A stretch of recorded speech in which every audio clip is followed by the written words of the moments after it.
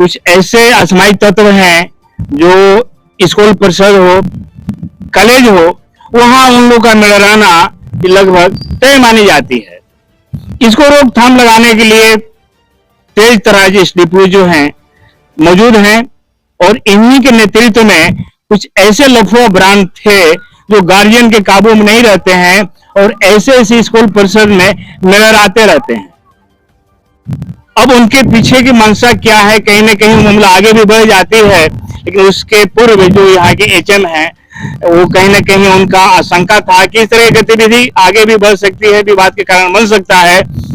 इसकी जानकारी तेज तराज एसडीपीओ को दिया गया डुमराव, तुरंत कार्रवाई करते हुए आए और जितने लफुआ ब्रांड लोग थे सबका गाड़ी जब्त किया गया है और बड़ी कार्रवाई हुई है। वो भी सीन दिखाएंगे कैसे गाड़ी कतार में लगाई गई है, किसको लेकर के तेज तराज एसडीपीओ क्या कुछ करें उसे जानकारी ले रहे हैं। सर, इस तरह की जो गतिविधि चल रही है, जो कॉलेज हो, इंस्टीट्यूशन हो या स्कूल हो, वहाँ कुछ ऐसे समय तो आते रहते हैं जिससे आजकल के जो बच्चियां हैं वो असंगीत रहती हैं। तो इस तरह कार्रवाई से समाज में कितना असर पड़ेगा सर?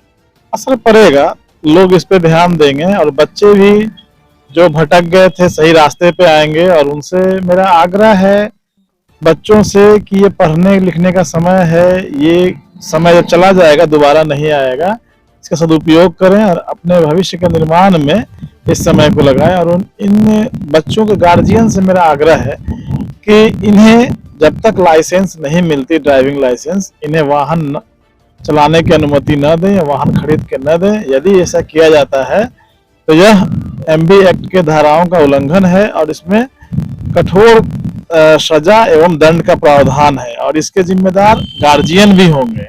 लड़का तो होगा ही जो वाहन चालक है, और उसके जो गार्जियन है, जो अभिभावक हैं, वो भी जिम्मेदार होंगे। अतः मेरा अनुरोध है सभी गार्जियन से, बच्चों से कि इस तरह की गतिविधि में शामिल न हो और अपने समाज का, अपने क्षेत्र का नाम जो है खराब ना करें और अपने भविष्य पे ध्यान दें।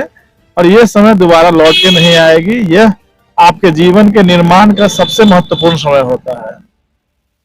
अभिभावक को सर किस तरह का अपील करना चाहेंगे जो कहते हैं कि हमारा बच्चा सही सलामत है, ठीक ठाक है, लेकिन अचानक ऐसे घटना के उदाहरण बनते हैं जिनकी गाड़ी स्कूल परिसर में पकड़ी जाती है, तो ऐसे अभिभावक को किस तरह का आप अपील करेंगे? अभिभावक को कहेंगे कि आप अपने बच्चों को नियंत्रण में रखें और जो भी बच्चा अगर गलत कार्रवाई करता है किसी तरह का, वो वाहन लेके चल रहा है या किसी तरह के किसी को फत्ती कस रहा है, तो इस पे वो स्वयं भी नजर रखें कि उनके बच्चे की गतिविधि कैसी है। उनके बच्चे की गतिविधि के कारण जो है समाज में बुरा असर पड़ता है और उनका बच्चा भी स्वयं खराब हो सकता है।